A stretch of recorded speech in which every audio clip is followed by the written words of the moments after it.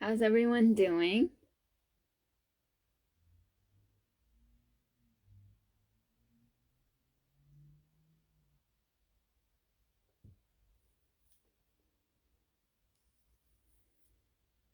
I'm back. So today I'm gonna go live with Elizabeth, and her username on Instagram is Liz Listen. So I'm gonna be waiting for her to join. And we are going to. She talks a lot about. Thank you. My hair is still a little bit wet, so I apologize. Well, there's nothing to apologize for, but she talks quite a bit about relationships. So I wanted to have a conversation about Welcome Home and at the same time offer a perspective of how we can build a home within ourselves, maybe while we are still in a relationship or building relationships with others. Like, how do you navigate being at home with yourself while you're with another person? um can you guys hear me? Someone said that they can't hear me.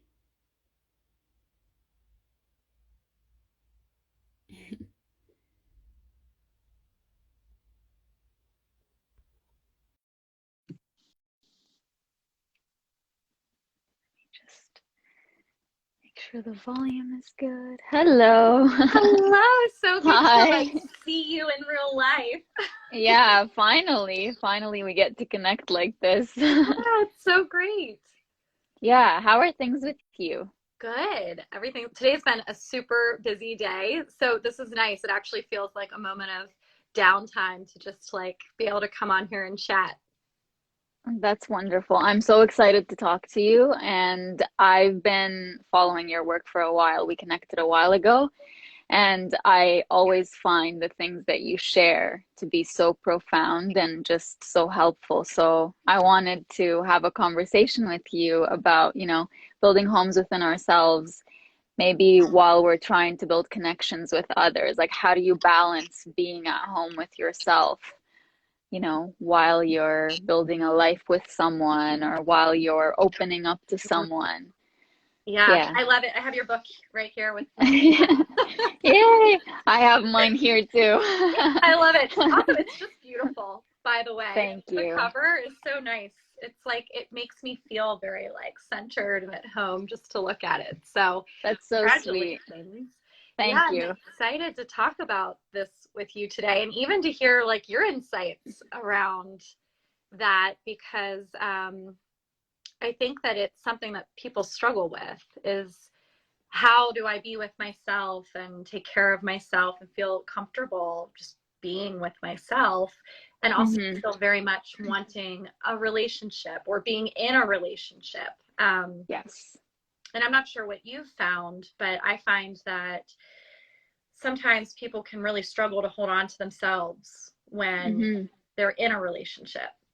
And Yes. that could be for many, like if they're dating, they might want to like leave themselves a little bit to appeal to the other person or connect with them. Or if they're in a long-term relationship, they might feel like they lose themselves because of all of the obligations and the challenges of being in a Yes. relationship. I had someone recently send me a message saying that she walked away from a 15-year plus marriage, and she said that as she was leaving, her husband, or now ex-husband, I guess, said to her, "You're having a breakdown." And she said to him, "I'm actually having a breakthrough," because she's like, "I didn't even know what music I liked. I didn't even know what food I liked. She's like, I lost myself so much. I molded myself into that life where I could just fit in and not cause any trouble and not." And so that really, really hit me. And one of the things that you recently shared, which I would love to discuss in this context, I'm just opening it on my other phone here, that I think so many would benefit from. You said you can be, actually, you shared it. This is by Adam Grant. You can be demanding without being demeaning. There's nothing about being assertive and direct that requires disrespect. So what caught me about that is when we ask for our needs in relationships. A lot of times I find that, um, you know, sometimes we're made to feel like, well, the way you said that was just the way that you make it come across as it's an expectation, or you're making me feel like I'm letting you down or whatever. In the context of having a home within, and also at the same time wanting to go to someone for love or for affection. Because the first thing that would come to my mind naturally before I made all these realizations is to say, well, I don't need anyone. Like, if that person doesn't want to meet my needs, then that's totally their choice. That's fine. And then I would feel alone and I would say, well, then what's the purpose of being in a relationship? Yeah. You know? Yeah, no, it's true. I think that happens to a lot of us when we're in a relationship, and then we get into it to be connected, to feel Yeah. secure, to have all of these things, and then we end up feeling really alone. And then we're like, what in the world is happening here? What's the point of me being a part of this? Yeah. And something I talk to people a lot about is that ideally in relationships, we can have awareness of ourselves while still holding awareness of the other too. And I think what tends to happen is we lose one or the other in Mm-hmm. relationships. We're either completely hyper aware of the other person and what they need, what they want, if they're mad at us, if they love us, all of that stuff, and we completely lose contact with ourselves. Mm-hmm. Or we become very hyper aware of ourselves, and it's like becomes all about what we want, all about what we need all of the time. And I find that that's often when the person has been too other aware for too long. They Yes. kind of snap onto the opposite end of the spectrum. And then what happens is we lose other awareness, and we Mm-hmm. stop thinking about what's going on for the other person or how they're feeling or what they would need, Mm-hmm. what their perspective is on a situation. Mm-hmm. So it's hard to hold on to both. Yeah, and now it's making me think that I find that most people who struggle with their needs not being met in a relationship are probably dealing with someone who has either lost complete awareness of the other, or maybe they are too aware of themselves and what they need and where they are, or maybe they're just not ready to, you know, give that person what they need. Maybe they just feel like I can't even be aware of myself. I'm not even going to be aware of you. And Mm. that's where a lot of that pain happens, where it's like, well, if you love me enough, or if you love me, why don't you do this or that for me? And that's where that resistance is created, right? Yeah. Yeah. And I think something that your book is really important, or a reason your book is really important, is because I think that what happens is that we don't really know how to be with ourselves, and we go into relationships um, seeking the things that we wish we could give ourselves, but we can't. Yes. So Ooh, going that's off of so what you powerful. just Yeah. said, right? We Yeah. have all, and I was just having a conversation with someone about this, but we are trying to find meaning in our relationships, sometimes in Mm-hmm. a way that the other person can't realistically provide for us. So we Mm-hmm. want the other person to finally make us feel whole. We want the other person to finally give us a sense of security. Once I'm with them, Yeah. I'm not going to have to worry anymore. I'm going to feel Yeah. safe. I'm going to feel financially stable. I'm going to, all of these things, we really hope that this other person can give us. And Yeah. then, like you said, we get into the relationship and we have these assumptions. If you loved me, you would X, Y, and Z. If you Yeah. really loved me, you wouldn't do that thing you do anymore, or you would start to care more about talking about feelings, or you would be more interested in this and that. And we tend to then get into tension with the other person Mm-hmm. because we're asking them to no longer be themselves in order to prove that they love us. So we're actually asking them to leave the home within themselves Yes. to build a home for us. Yes. And that that can lead, like you said, to a lot of tension in a relationship. Mm-hmm. Yeah. And I always say this. So when we do what you just described, it is technically us building a home for ourselves within someone else. And it's Mm-hmm. so much easier to say, why aren't you giving me what I need? Why don't you love me the way that I deserve to be loved? It's so much easier to say that than it is to say, well, you know what? Maybe I'm placing so much responsibility on someone else to give me what I need because I'm so afraid of feeling like I'm doing something I've never done before, which is give myself the love that I need, give myself the that feeling of security, like you were talking about financial security or whatever, coming from, my little community back home in Lebanon. I remember all of my friends when we were younger, when we were in high school, their ultimate dream was to marry someone and, someone who would provide for them. They didn't really have dreams of like, oh, I want this career one day or and now that I look back at that, I feel like when you are looking for someone to provide for you something that you need, you are giving them the power over, what does that home look like? What do those conditions look like? And so when you don't even allow yourself, when you don't even give yourself permission to say, well, maybe I have the power and the ability to give that to myself, when that doesn't even cross your mind, that's because it's something you've never done before. And it's so much easier to say it's that person's responsibility to give me that, whatever it is, whether it's a financial security or love or affection or feeling like you're important to someone.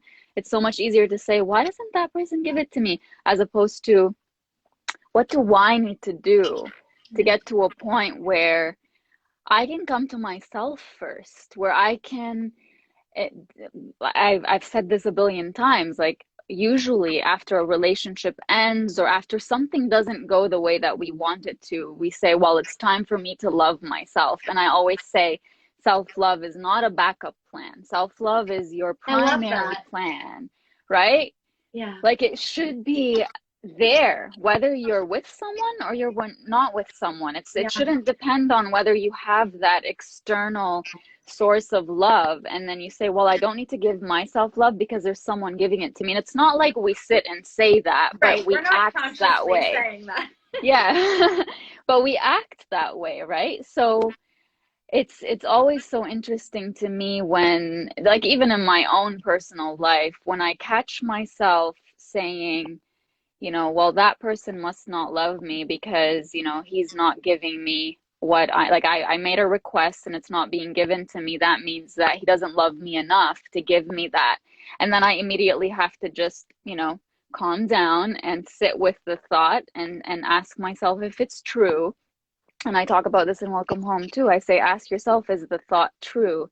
And if it is there something I can do about it to change it? Most times it's not true. Most times it's the same story we tell Yeah. ourselves that we believe about ourselves, which in my case in Welcome Home, it was, I don't deserve to be held on to. Every single ending in my life, whether it was with a person or with a job or whatever, it was, I don't deserve to belong. I don't deserve to be held on to. And so it's like your brain is constantly looking for that confirmation that the only reason that this person isn't giving you what you want is that you don't deserve it, as opposed to Yeah. all the other reasons, which could be maybe they can't, maybe they feel like you're trying to control them by asking them for something. Like, what if it actually has nothing to do with you Yeah. and everything to do with, their willingness, their level of awareness, right? Yeah. I love that because I think that when we get stuck in relational cycles that are not fulfilling, conflictual, all sorts of things, what has happened is that we actually lose sense of reality.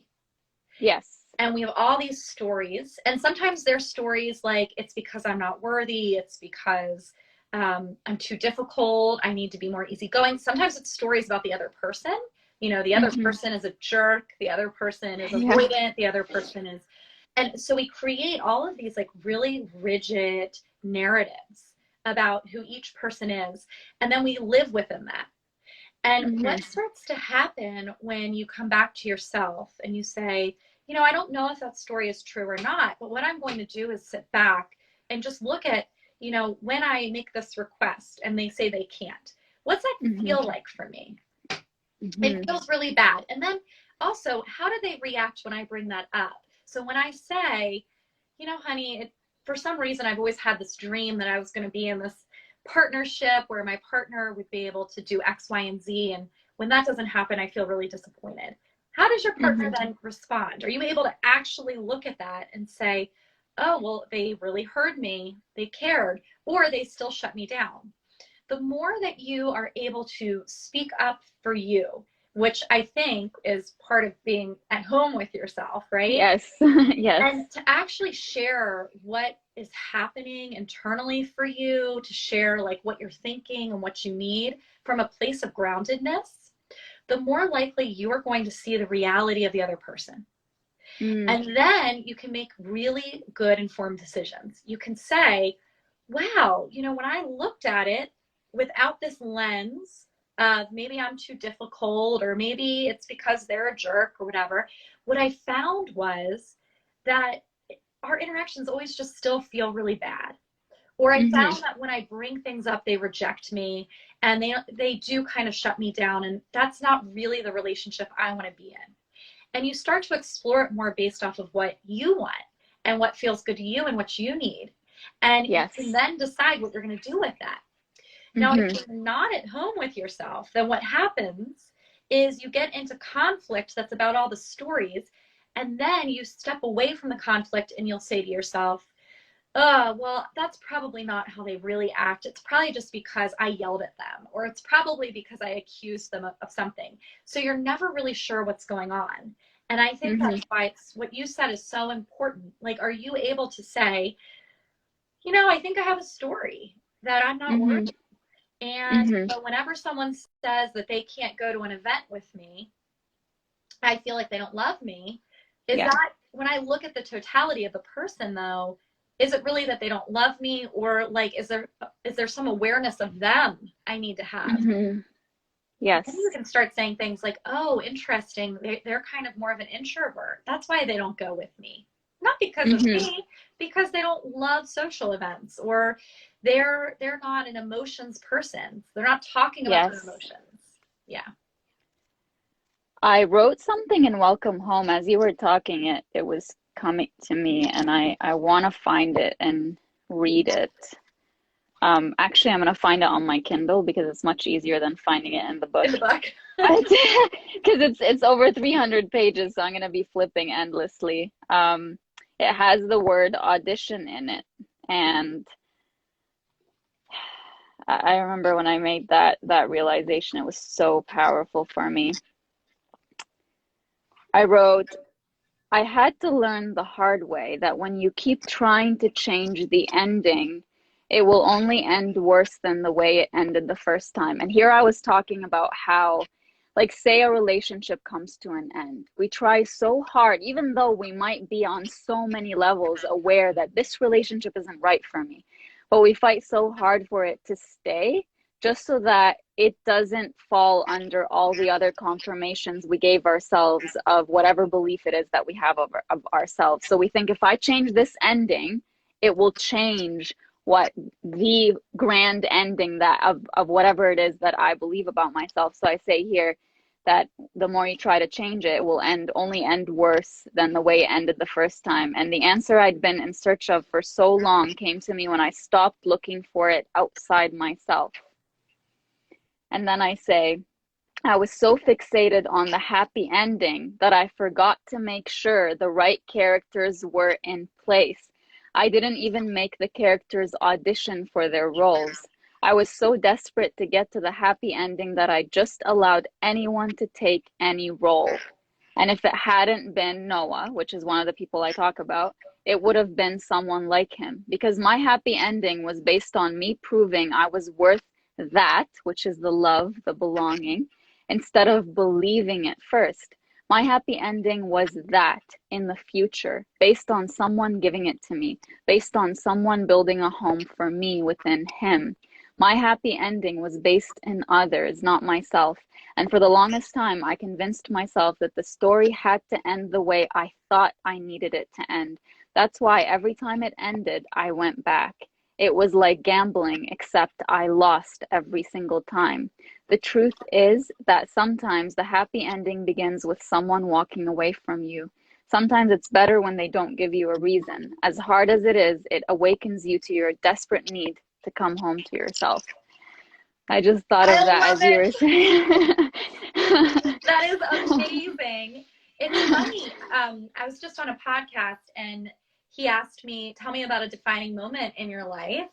And Hmm. it was kind of like a Noah story, I guess. It was, Yeah. I said it was the time that I found out that someone had been cheating on me pretty significantly. And it honestly, Awful. it was awful, but Hmm. something about it snapped me into, like, almost shocked me into recognizing how much I've been putting into this other person. Like, Hmm. there was always this hope, when he and I get on the same page, I'm gonna have a beautiful life. He's going to do this and this and this for me, right? Like, I'm gonna get all Hmm. the things I want in life because of a life with him. And that that really terrible moment woke me up to, like, how much I could do most of that for myself. Yes. And I was like, why have I been waiting for this person to, like, make it okay for me to get the things that I want and I need? And really, like, within the next several months, I was like, I'm getting a new job. I'm changing what's going on with my friendships. I'm going to start dating differently. And it changed everything to have that wake up Hmm. call of, yeah, I'm putting everything into this person to do it for me, and I can do it for me. Yes. And the frustration that like, think about it this way. When you're with someone who's constantly either betraying your trust or not giving you what you need, it gives you something to constantly work on. And Yeah, like what I described it as gambling, right? I Like love it's like that. a slots machine. Sometimes you win, you get what you want, you get your needs met, but most times you don't. And it's that little hope. And I know I'm not the first one who described it this way, but it's that hope that maybe this time it'll be one of the times. It's like the unpredictability of it is so addictive.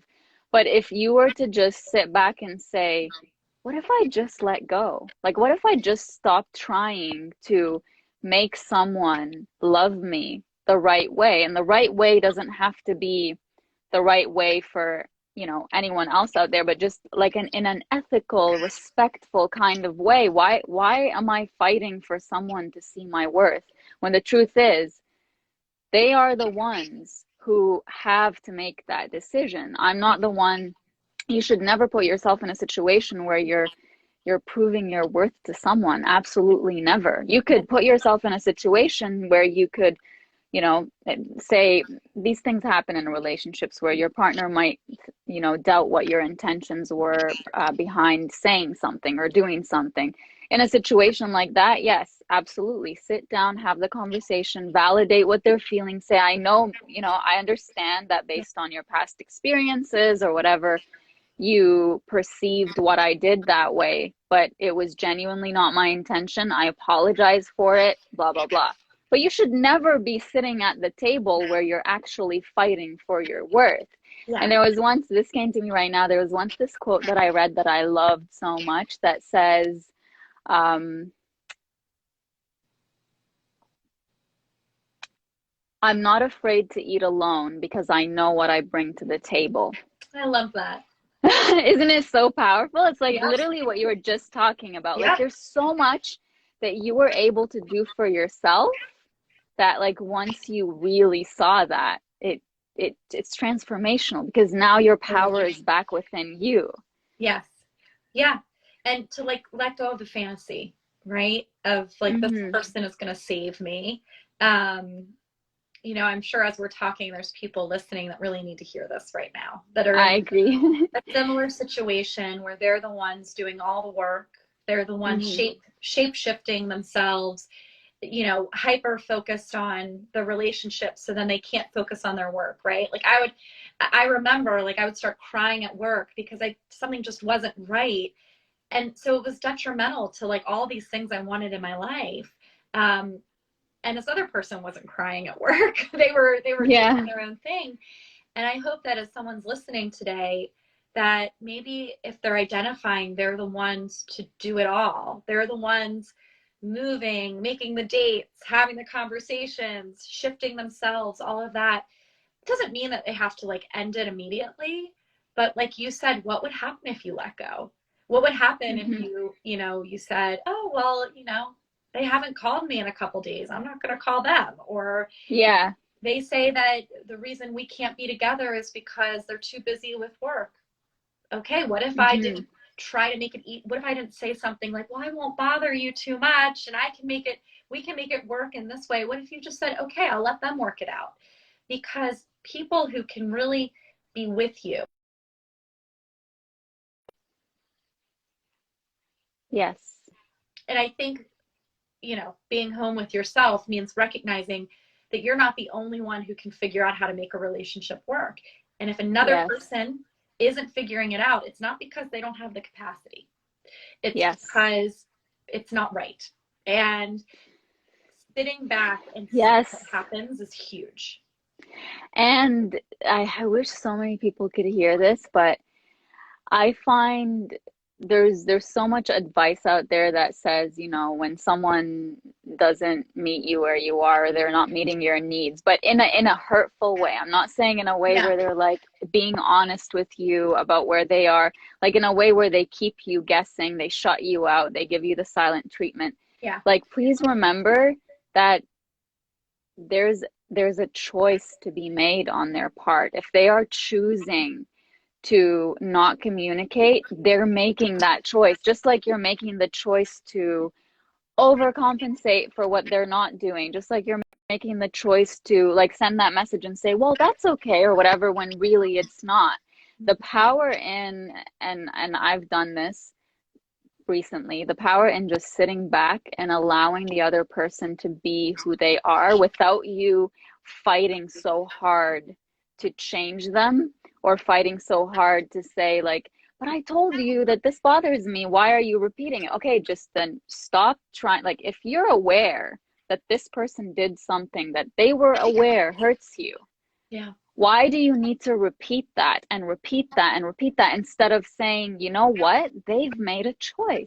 Yeah. They've made it, like, it's that acceptance that I think we get scared of, because what it means is we have to make a decision about whether we want to stay or leave. And I think coming from a place of self-love, coming from a place of being at home with ourselves, it's the number of times that you abandon that home within to be seen through someone else's eyes, under their roof, in their home.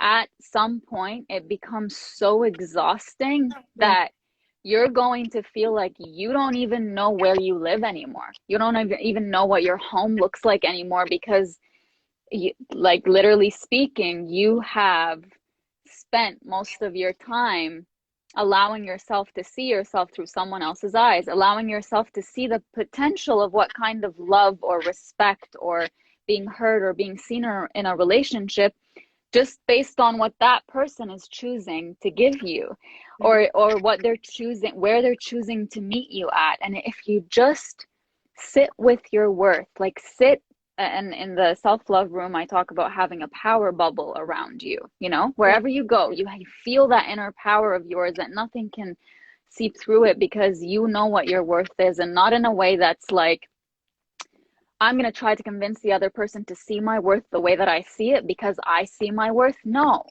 it's in a way that's like, if being in a state of self-love means that I don't tell a person more than once not to disrespect me, or not to yell at me, or not to do whatever it is that they do that clearly is disrespectful, I'm not going to say it more than once. I will choose to preserve my energy, because what happens when you keep punching a wall? That's just, you're hurting yourself, and the wall is Yeah. not changing. And Yeah. I'm not saying that to be mean towards anyone, but I'm just saying, for your own state of being at home with yourself, remember where to allow your energy to go. Communicate your boundaries, yes, but don't over, like, if you keep telling someone don't do that, don't do that, don't do that, then you on some level are admitting that maybe your words aren't powerful enough, and Yeah. you're still hoping that the same thing that you're doing is going to bring you a different result, Yeah. right? Yeah. So true. And like you said, if you're continuing to communicate boundaries and nothing's changing, but you're staying in it, what I usually talk to people about is that that probably means your internal boundaries aren't very strong. Because, Mm. you know, Instagram talks a lot about what we say to others, and I call them external boundaries. We love to talk about like telling another person, you can't do that, or I don't like it when you do X, Y, and Z. But really being able to stick to that boundary means you have a boundary with yourself. And it's the Yes. ability to say, you know, I'm not going to go near that. I'm not going to go near that person anymore. Instead of gambling, like you said, and continuing to go back, hoping that if I say it one more time, they will react differently. What I'm going to do is I'm going to look at what they've done, and I'm going to say, um, you know, my boundary has to be that even when they call me, since I've decided the relationship is over, I'm not going to go over there, you know, because Yes. they're not respecting that limit. So really trying to work on internal boundaries, I think, is probably a lot of coming home to yourself too, like being able to say no and stick to something just because it's good to you, even if the other person or the wall doesn't change. Hmm. I love that so much. And I think we struggle with doing that, especially as empaths, especially as people pleasers or ex people pleasers or in that transition phase, whatever it is. We struggle with even allowing ourselves to have that internal boundary because we immediately feel what that person is going to Yeah. feel as soon as we put ourselves first, and it's like we don't want to cause them that pain, but you are your number one priority. If hurting yourself comes at the expense of not causing another person an inconvenience, then I'm sorry, cause the inconvenience. You don't need to hurt yourself to make someone else comfortable, and then just perpetuate that cycle of, I'm going to adapt what my internal boundaries look like Yeah.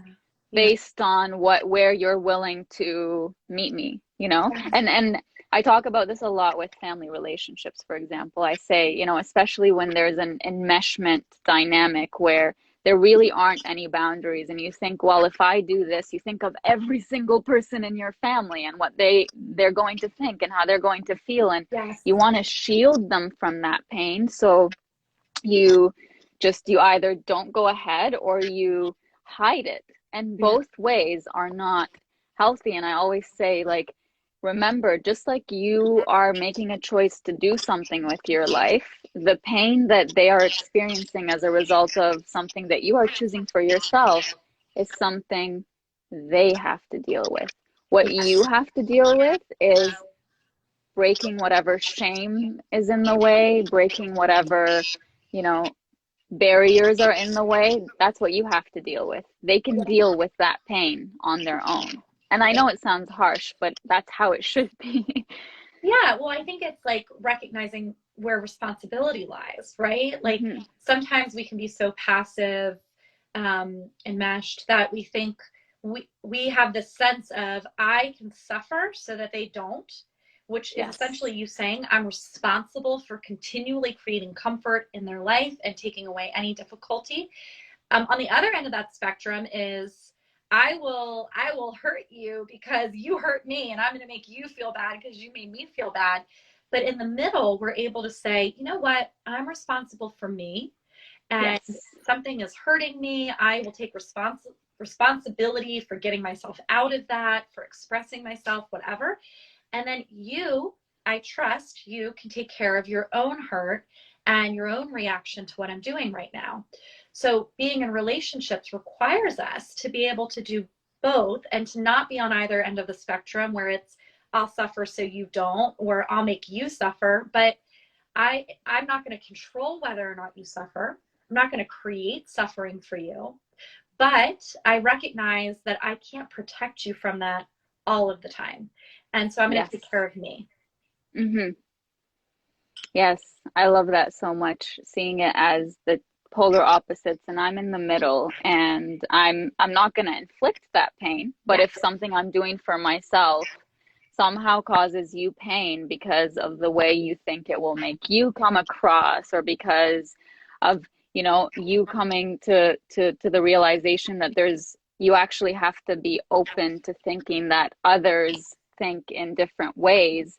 Yeah. Like, then deal with that on your own. I will help you if I can, but I'm not going to fight for permission to live my life the way that I believe is authentic to me. And that's so difficult for people who like get stuck in that kind of dynamic, not necessarily just with families, but in relationships as well, where it's like it's not even on the table that you could make a decision, a certain decision, just because you immediately know how it's going to affect others. So you just say, well, I'm not going to cause that kind of pain for others. I'm not going to cause anybody suffering. And it's like, again, when you remember that your sense of being one with yourself and your authentic self Yeah. really is not dependent on what others believe your authentic self needs to be. It's not dependent on what kind of love others believe you are worthy of based on who you are, what decisions you make. When you remove, like, because I say also people's opinions can be visitors in our homes. Like sometimes we allow people's opinions. We build little homes in people's Yeah, that's opinions so because true. they get to us so much. So Yeah. I talk about that in the compassion room where I talk about boundaries, and I say, um, sometimes people's opinions and their way of seeing us and the way that they talk to us, like say someone leaves a negative comment on social media or whatever, sometimes when you allow it to affect you so much, then you're allowing your self-worth to seep in that direction, or your sense of who you are to seep in Yeah. that direction. Because if you are so strong in, not strong, that's not the word, if you are so at home with yourself, you can recognize that the way that someone thinks of you or their opinion or the way they speak to you is hurtful Yeah. without trying to change it, because you're like, well, you know what, that's not me. You're Yeah. entitled to your opinion, you're Yeah. entitled to the way you think, but that really isn't me. So yeah. Hold on to yourself. Yes, Yeah. hold on to yourself. Yes. Yeah, I love that. Well, oh wow, we've been talking for 40 minutes. I we know, we I was aimed for about to say 20 to more, and then I was 30. like, whoa, I could go for like an hour. Yeah, seriously, we could.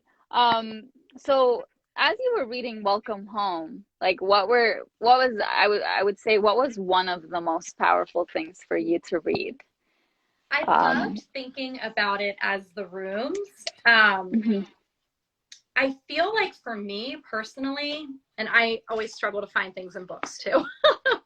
I just have it on my Kindle. I feel like for me personally, like having conceptualizations for things can really help me. Mhm. Like being able to be like, okay, this is compassion, right? And this is Mhm. what that room can look like. That was really powerful to me. I think it's really powerful to think about having, like you just said, having that room for, you know, how do you say it? Like for somebody else, like has a room in you at some point, but Yes. you don't have like any rooms for yourself. Um, Mhm. or you're like losing some of those rooms. That was really powerful. I loved the part about surrender and Mm. letting go. Because I think surrender is kind of what it's all about a lot of the Yes. time. Mhm. Yeah. And I've shared this before in the surrender room. After writing that whole chapter, I knew something was missing. And what was missing was talking about surrendering to positive emotions. I had only spoken about surrendering to negative emotions, and it hit me like I have I love that experienced part. mostly, right? Yes. Mostly negative. I've been in resistance to negative emotions. Never really thought that I had permission to feel beautiful things or great things. That always felt like it was selfish, and maybe life just, I grew up, I had a very religious upbringing with the school that I attended. My parents weren't really that religious, but the school I attended was, and that concept of like struggle means you're closer to God. I went to you Catholic know school, so I understand. yeah. It's like you don't even you the moment that something good is coming your way, you're immediately like, this is wrong. I'm not allowed to Yes. feel this, because if I feel something good, then I must be selfish in some way. So when that realization came to me, I wrote that there. I said, you know what? I wrote this chapter again because there was another part of it that was missing, which is Yes, also allowing yourself to experience the positives. So, I love yeah. that. There's, I think you say, here's this quote that I like. The ultimate goal of being home with yourself is to not never experience negative emotions, but to learn how to Hmm. dive into them by constructively listening and understanding, not drowning in them by continuing to resist them. I think it's the same for positive, right? Like Yes. we resist the positive and we kind of like drown because we're not allowing ourselves to come up for like the air that's given to us. But I think that what people do in relationships is they tend to try not to be in the negative emotions. And so they Hmm. resist it. They resist the reality that they feel disappointed by the Hmm. relationship, or they resist the reality that this other person is treating them really badly. But what you say here is so important, which is it's like, if you resist it, then you're never going to understand them. Yes. And our emotions are teaching us something. And if you can't Yes. surrender to those and say, these are just here and they're trying to tell me something, then all the fighting you're doing is going to create so much noise that Hmm. you don't hear what they're trying to tell you. And you get stuck in loops again and again and again. Um, Yes. so I think that talking about surrender, and I hope everyone reads your book and reads the part about surrender, is really important because we do so much resisting and it keeps us so stuck. Yes. We think that if we don't deal with it, it's going to somehow go away on its own. Yeah. But I've been writing about this forever. Every time I say these mountains that you are carrying, you were only supposed to climb, I'm referring to those negative emotions. I'm referring to those limiting beliefs. I'm referring to those events that you just don't want to deal with because you think, if I actually allow myself to think that this is real, like say for example you're in a relationship, it's the wrong one, and if I actually allow myself to believe that this person isn't right for me, then Yeah. oh my goodness, I have to do something about it and I'm going to be alone and then da, da, da. So I'd rather Yes. not, right? Yes. So but you're dragging that behind you. It's weighing you down. It's taking up so much space. Like I I've given this example before. Like if you have the most practical example I can give you, a freezer full of foods that you're not you're they're there and you're like, I can't throw them out because I got them. Well, you're filling that up and it's going to get to a point where you're not going to have room for new things to put in there. It's the same thing with Yeah. emotions, with events, with when you don't deal with it, you're not getting rid of it. You're just delaying when you actually have to deal with it. Yeah, and you have an exercise in here that's really helpful. Like submission number 4, write it down. And Hmm. you write, the beauty in writing is the freedom and liberation in it. Open up to yourself, your pain and your emotions. How are you really feeling? And I think that sometimes people don't give themselves enough time to write or to think what they are really feeling. They'll say, I'm Yes. okay, or I don't know, I'm kind of crummy. But when you sit down and you write it out, and you just like let it go, like you say, without editing, um, you can gain a lot of clarity around what's actually going on for you. Yes. Honestly, for the longest time, before I even self-published my first book, I would go to a coffee shop and I would sit there for hours with my journal and I would just write. I love And that. it would start with what I was feeling in the moment. And I would be starting with now, and I would find myself ending up when I was 6 years old or 7 years old. Like I'm trying to make sense of why I'm feeling the way I'm feeling right now. And the truth is, you do have to go back. You can't, and I talk about this also in Welcome Home. I say if you try to heal a wound just by healing now, as opposed to understanding where that wound came from and what kind of wound, and other wounds in your life that wound resembles, and how, because what happens is when something causes you pain that you've experienced that pain before and you say, oh, this always happens to me or whatever, when you're experiencing this new pain now, you're not just experiencing this pain, you're experiencing all of the other pains. They're visiting you. You're thinking I love back to that. every other experience where it's like, I imagine it as when I'm going on stage, Mm-hmm. if I'm going to uh, I can choose to bring with me every single experience where I was on stage that it didn't go well, or I could bring with me every voice that tells me, you can't do this. Who do you think you are? Blah, blah, blah, blah. And it's like that pressure of that moment. I can choose to make it just about that moment, or I can choose to, you know, bring all the other moments, either the positive ones or the negative ones. So when you're healing a wound, recognize that the pain of it is connected to so many other wounds, and Yeah. to get to that you have to be open with yourself about your emotions. And so yeah, I would just sit there and write and write and I write love and that. write and write. I love that. That's what I Yeah, do anytime I'm having a lot of challenging feelings, like anytime I've had a breakup in the past or grief. I will just write. I'll be like, I'm just going to write for an hour about all of the things I'm upset about or all the things I want to say. And yeah, it's so helpful to get it out of the loop of your brain and like onto a piece of paper. yes. Yeah. Don't just let it like roam and roam and roam and just Yes. eat up your time. Just let it out, and then just you've given it a voice, and without having to fight for someone else to hear it. Or I always say, hear yourself before you go to someone else to hear you. And that's part of it. Like, make sense of what you're thinking, or maybe not even make sense of it, but give it a voice. Yeah. And Yeah. right, I love this it. was so amazing, and I hope I that we loved get to it. do more lives I in would the love to do future. another live. This was so Yeah. great. Yeah, and I hope everybody watching, I've seen like 1,010,000,010 comments. Me too. I'm trying to keep Yeah. up, but it's hard. Yeah, it is hard. So I hope everybody goes to your platform and sees your incredible work, and Oh, thank you. like, thank you for all of the feedback that you gave me on Welcome Home, all the things that you loved and the strategies that you mentioned, Yeah, and I'm it's an looking forward amazing to. book. I hope that Thank everyone you. has, all 165 of you need to go purchase this book.